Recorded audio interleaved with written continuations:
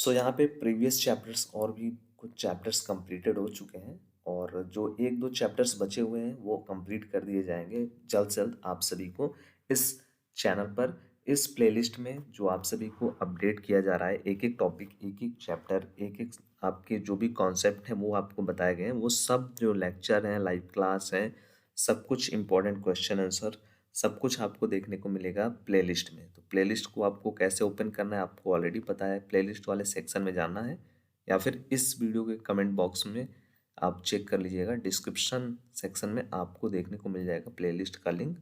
ठीक है, उसमें आपको एक एक टॉपिक सब कुछ देखने को मिलेगा लाइव क्लास से संबंधित।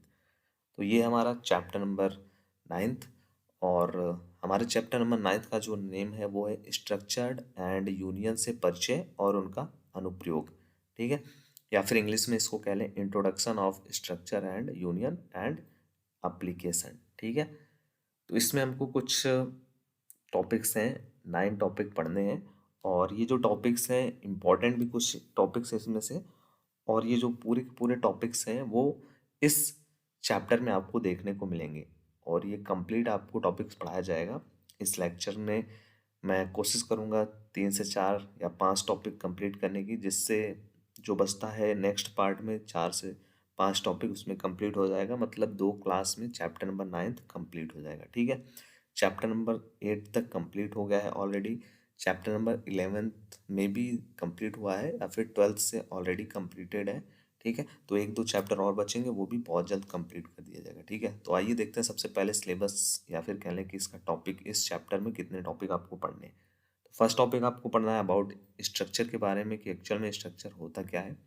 ठीक है, स्ट्रक्चर का आप लोगों को देखना है डिक्लेरेशन करने के लिए। ठीक है, स्ट्रक्चर टाइप का डिक्लेरेशन, फिर उसके बाद डिक्लेरेशन ऑफ स्ट्रक्चर। ठीक है, स्ट्रक्चर का डिक्लेरेशन करना आपको इसमें सीखना है, स्ट्रक्चर टाइप का डिक्लेरेशन करना सीखना है, स्ट्रक्चर के जो भी मेंबर्स हैं या फिर कह लें सदस्यों का जो है एक्सेस संदर्भ। ठीक है, स्ट्रक्चर का इनिशियलाइजेशन करना। ठीक है, जहाँ पर डिक्लेरेशन हुआ वहाँ पे इनिशियलाइजेशन भी होगा। ठीक है, तो ये दोनों कॉन्सेप्ट एक दूसरे के साथ में ही आते हैं, इसीलिए आपको अगर कहीं पे डिक्लेरेशन किसी भी टॉपिक में पढ़ना है तो इनिशियलाइजेशन भी उसका आना चाहिए। फिर उसके बाद आपको पढ़ना है यूनियन के बारे में। एक्चुअल में यूनियन होता क्या है, यूनियन का डिक्लेरेशन आपको पढ़ना है। यूनियन का डिक्लेरेशन के पहले आपको पढ़ना है यूनियन की जो टाइप है उसका डिक्लेरेशन कैसे होगा। ठीक है, और लास्ट में सबसे महत्वपूर्ण टॉपिक या फिर कह लें कि एक बहुत ही अच्छा कॉन्सेप्ट टॉपिक है जिससे एग्जाम में पूछा जाता है, वो है आपका स्ट्रक्चर तथा यूनियन में डिफरेंस या फिर कह लें अंतर। ठीक है, तो ये आपको बहुविकल्पी में भी एक नंबर का जो आता है उसमें भी पूछ सकता है, लघु उत्तरी में भी पूछ सकता है, दीर्घ उत्तरी में तो पूछ सकता है। इसके साथ जैसे कि आपसे पूछ लिया जाएगा कि स्ट्रक्चर क्या होता है और यूनियन क्या होता है, इसके अनुप्रयोग क्या होते हैं, और आप इसके बारे में आपसे अंतर पूछ लिया जाएगा। अगर दीर्घ उत्तरी में पूछेगा तो इतना पूछा जाएगा। ठीक है, जैसे 2-3 क्वेश्चन को ऐड करके दीर्घ उत्तरी में पूछा जाएगा अगर इस चैप्टर से क्वेश्चन बनेगा तो। ठीक है, तो सबसे पहले आपको देखना है अबाउट स्ट्रक्चर के बारे में, दैट एक्चुअल में हमारा स्ट्रक्चर होता क्या है। ठीक है, तो आइए देखते हैं सबसे पहले स्ट्रक्चर के कॉन्सेप्ट को। तो सी में स्ट्रक्चर जो होता है एक प्रकार का यूजर डिफाइंड डाटा टाइप होता है। ठीक है, तो ये क्या है, स्ट्रक्चर एक प्रकार का डाटा टाइप है, बट कैसा डाटा टाइप है, यूजर डिफाइंड, यूजर के द्वारा डिफाइन किया गया एक डेटा टाइप है जो एक ही नाम के तहत विभिन्न प्रकार के वेरिएबल्स को संग्रहित करने की अनुमति देता है या फिर कह लें परमिशन देता है। ठीक है, अब देखिए इसका यूज यहाँ से स्टार्ट हुआ, इसका कॉन्सेप्ट यहाँ पे स्टार्ट हुआ। स्ट्रक्चर क्या काम करता है, एक ही नाम के तहत विभिन्न प्रकार के वेरिएबल को स्टोर करने का परमिशन देता है। इसका उपयोग एक कंपोजिट डेटा टाइप बनाने के लिए किया जाता है जो संबंधित जानकारी को कई टुकड़ों में संचित कर स्टोर करता है। ठीक है, एक स्ट्रक्चर में सदस्य या फील्ड होते हैं। एक स्ट्रक्चर में क्या क्या होता है, मेंबर होते हैं एंड फील्ड होते हैं जो विभिन्न प्रकार के डेटा हो सकते हैं, और प्रत्येक जो मेंबर होते हैं उनका अपना नाम होता है। स्ट्रक्चर के जो सदस्य होते हैं संदर्भित मेमोरी स्थानों में एक के बाद एक संग्रहित होते हैं या फिर कह लें स्टोर होते हैं। स्ट्रक्चर जो होता है वो ह्यूमन, मानवीय और संरचित ढंग से जटिल डेटा को संगण आपके जो भी संग्रहित होने करने और प्रतिबंधित करने का एक तरीका या फिर कह लें कि मेथड प्रदान करता है। ठीक है, तो स्ट्रक्चर का कॉन्सेप्ट आपको थोड़ा बहुत चीज़ें समझ में आ रही होंगी अबाउट स्ट्रक्चर के बारे में। और एक छोटा सा डेफिनेशन और भी है थोड़ा सा इजी वे में, कि हमारा जो स्ट्रक्चर होता है विभिन्न प्रकार के वेरिएबल्स का एक समूह होता है। ठीक है, किसी ने आपसे पूछा है स्ट्रक्चर क्या, स्ट्रक्चर के बारे में आपको परिभाषा लिखने के लिए, या फिर आपको आ गया स्ट्रक्चर के बारे में संक्षिप्त में जानकारी दीजिए। ठीक है, तो आप कैसे लिखोगे? स्ट्रक्चर जो होता है विभिन्न प्रकार के वेरिएबल्स का एक समूह होता है, ग्रुप होता है, जिसे एक नाम दिया जाता है। ठीक है, जो हमारा स्ट्रक्चर होता है वो बहुत से प्रकार के जो वेरिएबल्स होते हैं उनका एक ग्रुप होता है, जिसे हम लोग एक नाम देते हैं। स्ट्रक्चर के अंदर वेरिएबल्स विभिन्न प्रकार के हो सकते हैं। ठीक है, उदाहरण के लिए एक कैरेक्टर एरे और एक इंटीजर को संग्रहित रूप में एक स्थान पर स्टोर किया जाता है और वह एक ही नाम से जाना जाता है। ठीक है, इसीलिए हमारा जो स्ट्रक्चर होता है जो हमारे जटिल डेटा होते हैं उनको व्यवस्थित करने के लिए यूज़ किया जाता है। ठीक है, तो स्ट्रक्चर में क्या होता है? स्ट्रक्चर में कई प्रकार के वेरिएबल्स या फिर कह लें कई प्रकार के हमारे जो डेटा टाइप होते हैं उनको हम लोग स्टोर करते हैं। क्या होता है, जैसे हमारे अगर कोई हमने एक स्ट्रक्चर बना दिया, ठीक है, उसका नाम हमने दे दिया ए दे दिया। ठीक है, और उसके अंदर हमने क्या क्या स्टोर कर दिया? उसके अंदर हमने एक नंबर भी स्टोर कर दिया, एक हमने लेटर भी कर दिया स्टोर।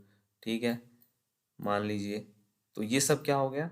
अलग अलग हमारे डेटा टाइप हैं। ठीक है, तो अलग अलग डेटा टाइप इसमें स्टोर हो जाते हैं एक साथ। यही आपको बताया गया कि स्ट्रक्चर विभिन्न प्रकार के वेरिएबल्स का एक समूह होता है जिसे एक नाम दिया जाता है।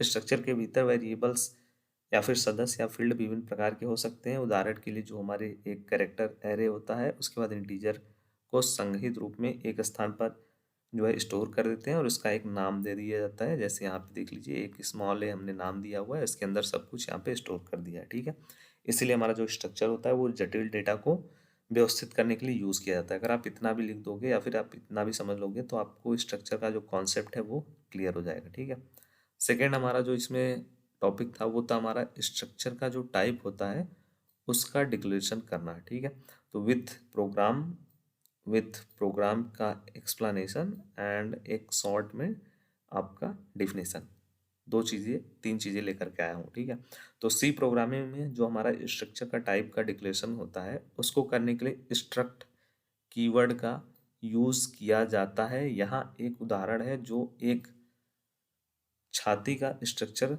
डिक्लेयर करता है। ठीक है, चेस्ट का। ठीक है, चेस्ट का जो स्ट्रक्चर होता है उसको डिक्लेयर करने का एक प्रोग्राम आपको नीचे समझाया गया है, जिसमें आपको पता चलेगा कि जो हमारे स्ट्रक्चर की टाइप होते हैं उनका डिक्लेरेशन किस प्रकार किया जाता है। तो बेसिकली जो हमारा स्ट्रक्चर का टाइप होता है उसका डिक्लेरेशन करने के लिए हम यूज़ करते हैं स्ट्रक्ट कीवर्ड का। ठीक है, किस कीवर्ड का यूज़ करते हैं? स्ट्रक्ट कीवर्ड का यूज़ करते हैं। जैसे देखो यहाँ पे एक प्रोग्राम आपको बनाया गया है। सबसे पहले हम प्रोग्राम समझते हैं। यहाँ पे ये हमारा हेडर फाइल हो गया include studio.h। फिर उसके बाद हमारा जो स्ट्रक्चर है उसका डिक्लेरेशन यहाँ पे किया गया है।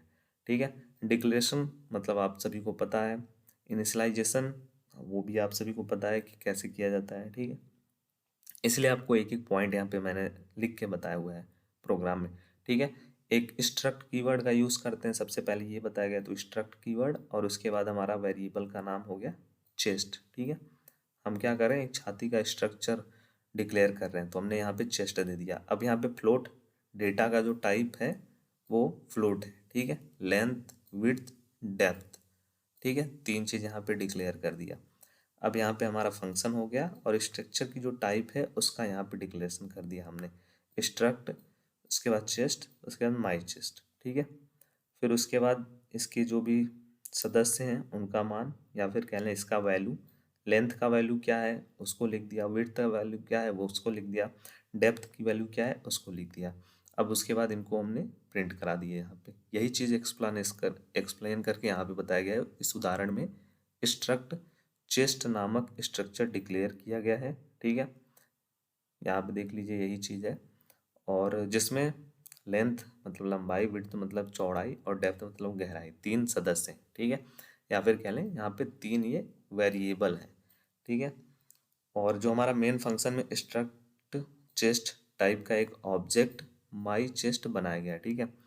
यहाँ पे देख लीजिए मेन फंक्शन में स्ट्रक्ट चेस्ट जो हमारा टाइप है उसका एक ऑब्जेक्ट बनाया गया है माई चेस्ट, और उसमें वैल्यू को डिक्लेयर कर दिया गया है। यहाँ पे देख लीजिए वैल्यू को दिया गया है, ठीक है। तो स्ट्रक्चर डिक्लेरेशन में स्ट्रक्चर सदस्यों की सूची होती है जिसमें प्रत्येक सदस्य के लिए एक डेटा टाइप का एक नाम होता है, ठीक है। ये था हमारा स्ट्रक्चर टाइप का डिक्लेरेशन। सेकेंड इसमें पॉइंट हमारा है कि स्ट्रक्चर का डिक्लेरेशन हम लोग किस प्रकार करते हैं एक्चुअल में, ठीक है। तो स्ट्रक्चर का डिक्लेरेशन करने के लिए भी एक सी का प्रोग्राम आप सभी के लिए लेकर आया हूँ, क्योंकि ये जो कॉन्सेप्ट हैं वो प्रोग्राम के ही कॉन्सेप्ट है। डिक्लेरेशन मतलब आप इसको थ्योरी में कितना लिखोगे या फिर आप क्या ही लिखोगे। अगर आपको कह दिया जाता है किसी भी कॉन्सेप्ट का डिक्लेरेशन करने का, तो आप थ्योरी में ज़्यादा पार्ट डिक्लेयर नहीं कर सकते हो या फिर एक्सप्लेन नहीं कर सकते हो। आपको यूज़ करना पड़ेगा वहाँ पे एक प्रोग्राम का आप एग्जाम्पल लिखिए, वहाँ पे एक स्टेप बाय स्टेप चीज़ें लिखते चलिए। यहाँ पर हमने डिक्लेयर किया है, यहाँ पे हमने प्रिंट कराया है, यहाँ पे हमने यूज़ किया है, ठीक है। तो प्रोग्राम में बहुत सारी जो चीज़ें हैं वो कॉमन होती हैं या फिर कह लें कि बेसिक होती हैं। बहुत सारे स्टेप जो होते हैं वो आपको फॉलो करने होते हैं, ठीक है। तो अगर आपकी भी प्रोग्रामिंग थोड़ी बहुत आपको लग रही है उसमें इम्प्रूव की ज़रूरत है, तो आप यूनिट फर्स्ट मतलब फर्स्ट से लेकर के फोर्थ तक के जो आपके इस कंप्यूटर में कक्षा 10वीं में चैप्टर हैं उनको आप एक बार ज़रूर से चेक कर लीजिएगा। उसमें मैंने आप सभी की प्रोग्रामिंग को बेसिक से लेकर के बताया कैसे आप एक स्मॉल प्रोग्राम बना करके स्टार्ट कर सकते हो, प्रोग्राम में क्या क्या होना चाहिए सब कुछ, ठीक है। तो यहाँ आप देख लीजिए प्रोग्राम में हमारा सबसे पहले हेडर फाइल है, फिर उसके बाद आपका डिक्लेरेशन का पार्ट है, उसमें स्ट्रक्ट कीवर्ड का यूज़ किया गया है, और ये हमारा ये वेरिएबल स्टूडेंट नाम का बनाया गया, ठीक है। अब डेटा टाइप और मान, ठीक है। तो पहला हमारा कैरेक्टर डेटा टाइप है, फिर उसके बाद यहाँ पे इसकी वैल्यू दे दी गई है लिमिट, फिर उसके बाद इंटीजर डेटा टाइप में रोल नंबर यहाँ पे स्टोर करवाया जाएगा, फ्लोट डेटा टाइप में मार्क्स स्टोर करवाया जाएगा। तीन चीज़ यहाँ पे डिक्लेयर किया गया है, ठीक है। बट अभी इसकी वैल्यू नहीं दी गई है, ठीक है। अब देखिए यहाँ पे फंक्शन के अंतर्गत एक ऑब्जेक्ट बनाया गया है स्टूडेंट वन नाम का, ठीक है। ये चीज़ तो पहले से ही था। स्ट्रक्ट हमारा कीवर्ड है, ठीक है। स्टूडेंट एक वेरिएबल है, पहले से ये डिक्लेयर किया गया है, और ये हमारा स्टूडेंट वन क्या है, ऑब्जेक्ट है, ठीक है, जिसमें हमारे सभी डेटा स्टोर होंगे, ठीक है। तो देखो अब डेटा को हम लोगों ने वैल्यू असाइन करना स्टार्ट कर दिया, ठीक है। तो यहाँ आप देख लीजिए strcpy, इसका यूज़ हम लोग किस लिए करते हैं, ये पिछले क्लास में या फिर कह लें कि पिछले आपका 8th नंबर चैप्टर में इसका आपको बताया गया था यूज़, ये कॉन्सेप्ट उसी में था, ठीक है। तो यहाँ पे स्टूडेंट वन डॉट नेम, उसके बाद आपको यहाँ पे नाम लिख, अपना वैल्यू में आपका नाम देना है। Student one dot roll number, यहाँ पे रोल नंबर 101 दे दिया गया। फिर उसके बाद मार्क्स में फ्लोट दिया गया है ना डेटा का टाइप, तो यहाँ पे देखिए फ्लोट वाला एक वैल्यू दे दिया गया, ठीक है। इतना हमने वैल्यू दिया है। फिर उसके बाद हमारा जो वैल्यू है उसको यहाँ पे प्रिंट करवाया है, और प्रिंट करवाने के लिए आप सभी को पता है किस प्रकार प्रिंट करवाया जाता है, ठीक है। फ्लोट के लिए हम लोग कैसे प्रिंट कराते हैं, कैरेक्टर के लिए या फिर इंट के लिए किस प्रकार कराते हैं, कैरेक्टर के लिए किस प्रकार हम लोग प्रिंट कराते हैं, ठीक है। उसके बाद हमने यहाँ पे रिटर्न कर दिया। यही चीज़ यहाँ पे प्रोग्राम का जो एक्सप्लेनेशन है वहाँ पे दिया गया है। इस उदाहरण में स्ट्रक्ट स्टूडेंट नाम का एक स्ट्रक्चर का घोषणा किया गया है जिसमें नाम, रोल नंबर और मार्क्स तीन हमारे फील्ड हैं। मेन फंक्शन में स्ट्रक्ट कीवर्ड, स्ट्रक्ट हमारा जो है स्टूडेंट नाम का एक ऑब्जेक्ट स्टूडेंट वन बनाया गया है, ठीक है, और उसमें डेटा को सेट किया गया है, ठीक है। तो ये हमारा एक एक्सप्लेनेशन हो गया, ये हमारा प्रोग्राम हो गया, और ये हमारा कॉन्सेप्ट हो गया स्ट्रक्ट का डिक्लेरेशन का। तो थोड़ा बहुत ये जो पार्ट है दोनों वो सेम ही आपको देखने को मिलेगा। और फोर्थ नंबर हमारा है स्ट्रक्चर, स्ट्रक्चर की जो भी हमारे सदस्य हैं उनका संदर्भ, ठीक है, या फिर इसको हम लोग इंग्लिश में देखे थे एक्सेस ऑफ स्ट्रक्चर मेंबर्स, ठीक है। तो ये हमारा फोर्थ टॉपिक है। फोर्थ टॉपिक की तरफ चलते हैं। सो ये जो हमारा टॉपिक है वो भी सेम टू सेम बेस्ड है प्रीवियस टॉपिक पे, ठीक है, जो आपने अभी समझा है। तो देखिए यहाँ पे सी लैंग्वेज में स्ट्रक्चर के जो भी सदस्य हैं उनका संदर्भ करने के लिए हम लोग यूज़ करते हैं डॉट ऑपरेटर का, ठीक है। किस प्रकार के ऑपरेटर का यूज़ करते हैं हम लोग, हम लोग यूज़ करते हैं डॉट ऑपरेटर का, ठीक है। निम्नलिखित एग्जाम्पल में एक स्ट्रक्ट स्टूडेंट का एक ऑब्जेक्ट स्टूडेंट वन स्ट्रक्चर के सदस्यों को संदर्भित करके बताया गया है कि किस प्रकार किया जाता है, ठीक है। तो ये जो प्रीवियस आपको प्रोग्राम मैंने दिखाया था उसमें भी ये सेम चीज़ें आपको देखने को मिली थी, ये सेम प्रोग्राम आपको देखने को मिला था। थोड़े बहुत चेंजेस यहाँ पे आपको देखने को मिलेंगे इस कॉन्सेप्ट में, ठीक है। बाकी आपने अगर पिछले प्रोग्राम को समझ लिया है तो इसमें बहुत सारी चीज़ें कॉमन है, तो उसमें आपको समझने में ज़्यादा टाइम नहीं लगेगा। तो ये हमारा स्टार्ट होता है हेडर फाइल, यहाँ पे हमारा डिक्लेरेशन का पार्ट है, स्ट्रक्ट कीवर्ड है, उसके बाद ये हमारा वेरिएबल है। इसमें हमने यहाँ पे डिक्लेयर किया गया है कि एक हमारा कैरेक्टर रहेगा, कैरेक्टर में नेम रहेगा, इंट डेटा टाइप रहेगा, उसमें रोल नंबर हमने वेरिएबल सेट कर दिया, फ्लोट डेटा टाइप में हमने मार्क्स के लिए सेट कर दिया। अब हमारा ये फंक्शन स्टार्ट होता है। अब हमने यहाँ पर क्या कर दिया, अपना कीवर्ड और यहाँ पे एक ऑब्जेक्ट स्टूडेंट वन नाम का बनाया, ठीक है। अब देखो, अब हमारा स्टार्ट होता है ये टॉपिक स्ट्रक्चर सदस्यों का संदर्भ, ठीक है। तो किस प्रकार आप करोगे, सबसे पहले आप यहाँ पे प्रिंट एफ, ठीक है, प्रिंट होगा नाम, उसके बाद स्कैन एफ, यहाँ से आपको नेम असाइन किया जाएगा, ठीक है। फिर उसके बाद सेकंड नंबर रोल नंबर यहाँ पे प्रिंट होगा, ठीक है, आपके डिस्प्ले पे। फिर उसके बाद आप रोल नंबर दोगे, वो यहाँ पे स्टोर हो जाएगा। फिर उसके बाद आपका प्रिंट होगा मार्क्स, और आप जो यहाँ पे वैल्यू दोगे, आप जो भी आप मार्क्स में नंबर देना चाहोगे वो आप दोगे, फिर यहाँ पे स्टोर हो जाएगा। फिर उसके बाद इस स्टेप में केवल प्रिंट होगा, ठीक है। प्रिंट एफ होता चला जाएगा, आपका जो भी वैल्यू है, जैसे कि आपने कितने वैल्यू दिए हैं, आपका यहाँ पे नाम, रोल नंबर और मार्क्स, ये तीन चीज़ें यहाँ पे प्रिंट हो जाएंगी, ठीक है। तो देख लीजिए यहाँ पे यही आपको एक्सप्लेन करके बताया गया कि इस एग्जांपल में स्टूडेंट वन नाम का एक स्ट्रक्चर ऑब्जेक्ट बनाया गया है, ठीक है। Student one dot name, student one dot roll number और स्टूडेंट डॉट मार्क्स के माध्यम से किया गया है, ठीक है। देख लीजिए यही चीज़ किया गया है। पहले ही आपको बताया गया कि हमें जो भी सी लैंग्वेज में स्ट्रक्चर के सदस्यों का संदर्भ करने के लिए हम लोग किसका यूज़ करते हैं, डॉट ऑपरेटर का यूज़ करते हैं। देख लीजिए यहाँ पर student dot roll number, student dot name, student dot marks, ठीक है। और प्रिंट एफ और scan F function data print और इनपुट के लिए उपयोग हो रहे हैं, ठीक है।